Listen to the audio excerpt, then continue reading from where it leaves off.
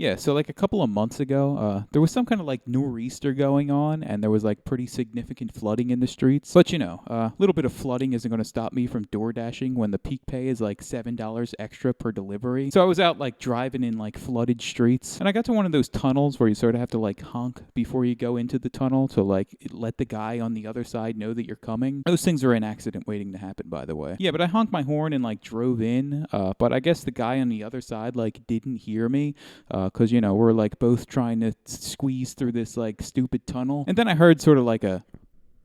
And, sometimes you can just sort of like tell like something about my car is definitely mangled. Like at the very least, like there's going to be like a gigantic dent in the door or something. Yeah, and so we like managed to like squeeze past each other. And after I got out of the tunnel, like I looked over and saw that my passenger's side mirror was like dangling on by a thread, just sort of like flapping in the breeze. And I was like, there's a $300 repair. And, it was due to be inspected that month, so, like, I couldn't just sort of duct tape it for the time being. But then I sort of realized, like, don't they basically sell everything on Amazon now? Like, couldn't I conceivably buy, like, a replacement myself? And then, look up a video on YouTube of how to, like, repair it on my specific car. I mean, how hard could it be, right? And just like I thought, like, it didn't look like it was that hard to do. All I really needed was, like, a screwdriver and, like, a wrench. And so, I went on Amazon to see if they had the mirror for my car. And they did. Hey, cool, it's only $30. So, I ordered it immediately. Yeah, and a couple of days later, the mirror came, and I installed it in basically like 5 minutes. And I realized in that moment that it's not going to be like automation that takes away the mechanic jobs. It's going to be people like me that sort of like look up how to do this stuff for themselves and realize that it's nowhere near as difficult as it's like billed to be, and can be done for like, 1/10 of the price for having somebody else do it. Like even something major like a blown head gasket or something. I feel like we're at the point where, like, if I bought a couple of wrenches and, like, maybe one of those engine crane things and, just looked up how to do it on YouTube, I could totally do it myself. Like, why couldn't I? I mean, I know next to nothing about cars and I'm here fixing side mirrors. Why couldn't I just, like, look up one of those Chris Fix videos and do, like, a more complicated project by myself also? Like, what does it even mean to be a professional anymore? If all the knowledge to do my own repairs on not just cars, but like basically everything is right on YouTube. Like, why do I need an expert? I mean, obviously if somebody has to do surgery on me, I'd rather have somebody else do it that knows what they're doing. But, I just think back to those like old wedding video companies, like a professional wedding videographer. Like, were they really doing anything that anybody who had access to a camera and like a 10-minute YouTube tutorial couldn't have done, like if it existed at the time? Why am I paying you $1,000 for this? Like, is this really so far beyond the scope of my knowledge that it requires a whole month's rent? How are you getting away with this? Was my face out of focus that whole time? Yeah, but it's not just like mechanics or like wedding photographers whose livelihoods are sort of in danger, Like, what if large-scale construction becomes obsolete? Or, any building that could sort of like be made obsolete by doing things remotely? Like, I pass by my local post office sometimes, and it sort of has that like 50s like retro space age quality to it. And when I look at it, like I always get the sense that I'm looking at something from a bygone era. Like, what's to say we won't be looking at city skylines in the same way soon? What's to say people won't start building their own homes, like those tiny house things? Or, what if there's some like mass-produced home that you can like get for like 1/50th of the price and like, has all the comforts of a regular home that can be put up in like a day or two by like just 3 people? Or like plumbing, like what's to say something won't come along that turns raw sewage into fairy dust? I mean, I know that's all like fantastical, but like who really knows what's coming down the pike anymore? I mean, we live in a world where Mr. Beast is throwing money at people for eating hamburgers. Like, what happens when Mr. Beast just gives everybody in the world $1 million? You think that couldn't happen? You think Mr. Beast isn't going to try to do that? Yeah, but we just live in a very different world than we used to. Like, the idea of like stability in anything, it's just kind of going away, Like, it's not just long-term employment, but like, people don't get married anymore. If they do, it only lasts like 3 years and, ends in like a messy divorce. And the question sort of becomes like, Like, what does it even mean to be a grown-up anymore, you know? I was watching one of those, like, 1-hour-long retrospective videos on The Legend of Zelda Ocarina of Time. I know I say Ocarina. Yeah, there's a bunch of those videos that I always listen to during my door dashing, which, by the way, is a very comfy way to make money if you're, like, a complete loner like me. You know, it's just basically, like, loafing around in bed all day, like, listening to YouTube videos. Only I'm making money while I'm doing it. Because, you know, I could basically drive in my sleep. Yeah, but the video is mostly just, like, looking at the symbolism of the game. And the guy was giving his sort of like interpretation of what it meant. Yeah, it was a very sort of like Jordan Peterson inspired interpretation. Like he was saying that, like, you know, becoming adult Link is sort of like the accepting of the harshness and like the responsibility of adulthood or whatever. But I just felt like the video was sort of like ignoring the whole point of the game, which is that like Link is clearly fighting to restore what he lost in his childhood. Like as soon as he sees the adult world, it's like, wow, this sucks. This is definitely not what I remember from when I was a kid. But, you know, he doesn't just, like, sit back. Like, he's trying to figure out what went wrong, you know? Like, why does this adult world suck? Like, he's going around all these, like, different temples that are, like, all in sort of complete disarray. Like, hey, who put these blocks over here?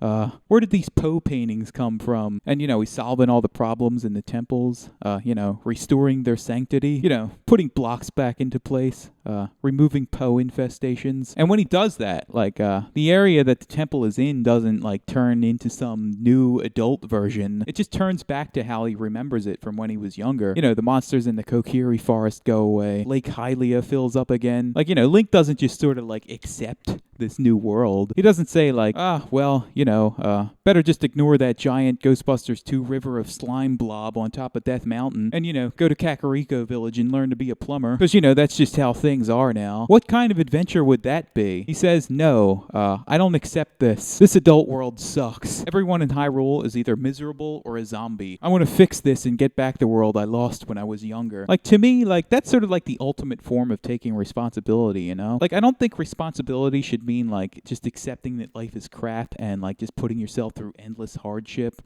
Like, you know, because that's just how things are now. I think it should mean, like, figuring out what's making things suck so much. Like, what log jams upstream are, like, preventing the river of life from flowing freely. And, you know, how do I restore a normal, healthy flow? Like, if you just had, like, a crocodile, like, biting your leg 24/7, I mean, you know, you could probably go for a jog or something and, like, sort of get yourself to think that, hey, this is okay. Hey, life is pain. This is just the way it is now. Push through the pain. It's the only way forward. The more I push through the pain of this crocodile biting me in the leg, the more tough I get mentally. But to me, you know, that's just sort of like ignoring the problem. Like, to me, like, the real thing is, like, you know, figuring out how to make the crocodile, like, stop biting your leg. And, you know, then you go for a jog if you want. You know, then the jog is fun and carefree again. You know, it's not even really a jog at that point. You're just sort of, like, running around because it feels good. You know, like when you were younger. But, you know, you gain absolutely nothing by pushing through pain needlessly. And, you know, sometimes it's not, like, clear what the problem is.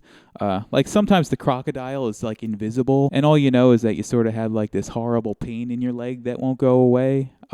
And you don't know why. You know, it could be anything that's causing it. You know, sometimes you don't even realize that you're in pain. Like, you know, if the crocodile had just been biting your leg for as long as you can remember, like, you know, you never even knew there was a problem until it went away. Yeah, but responsibility, to me, like, isn't just accepting that your leg hurts for no reason and pushing through it. Like, I'm just going to tell you now, your leg isn't supposed to hurt for no reason. Something is wrong with it. And, you know, to take responsibility is to, like, figure out what's wrong and fix it.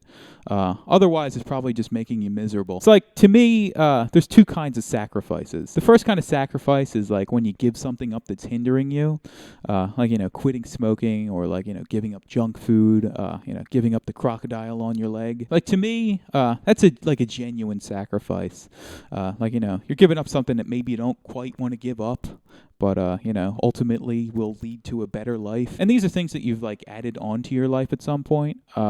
Like, you know, you didn't come out of the womb smoking cigarettes. It's a thing you started doing, like, later down the line. And you also wouldn't, like, ever give up your arm, because, you know, you were born with your arm, and it's like, it's not hindering you in any way. In fact, life would kind of suck without it, so it's probably best that you keep it. Yeah, and the other kind of sacrifice is, like, when people say that they're giving up their comfort when they go out to exercise, or, like, you know, they're giving up their time when they go to work or study. Yeah, but to me, like, that's not really a sacrifice, you know, because you're not really giving anything up.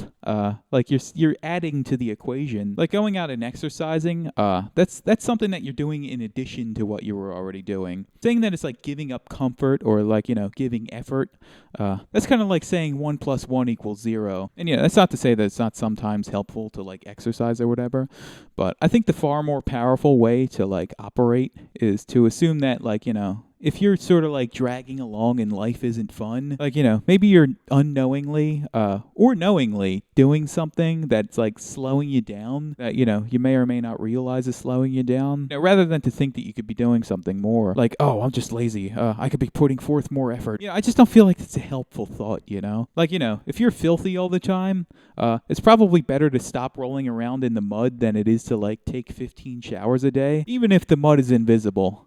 Invisible mud can still ruin your life. Yeah, when I think of the word grown up, I always get these like weird sort of like gross images in my head. And who wants to be gross, right? Like I've always sort of felt like in the back of my head, like that the physical aging process is probably like the worst part of like growing up. But yeah, I've always kind of felt that it was kind of strange that like, there is no other animal on the face of the earth that just ages quite as like dramatically as like humans do. Like you compare like a 15-year-old cat to like a 2-year-old cat.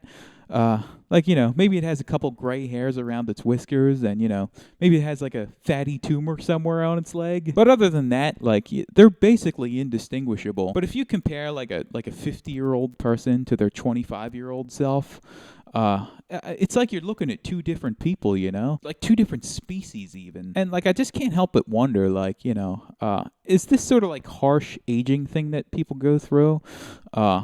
Like, is this just like a ring around Death Mountain that we've just like accepted as fact? Like, are we sure we aren't like doing something like dead wrong that is making everybody miserable once you get past like age 35 or so? Like I can't help but wonder if like like sort of like chronic pains and like oh, you have to take blood pressure medication now because you're getting older. Like I wonder if that's like largely avoidable. Like people will still age, of course, but like does it have to be like as harsh as it currently is? And not just physical aging, but like all of the things that sort of like make getting older suck. Like I really do wonder if there aren't some adult temples that like, if they were solved, it would make life sort of fun and carefree again. And, maybe I'm trying to solve a couple of those temples and, maybe I've had some success at that, but that's another video for another day. But, yeah, like, I don't know what it means to be a grown-up anymore. Like, we live in a different world than we used to. So it probably doesn't mean what it used to mean. Probably the best thing to do is just to, like, live life how you see fit and, like, not let others shame you into doing things that you don't want to do.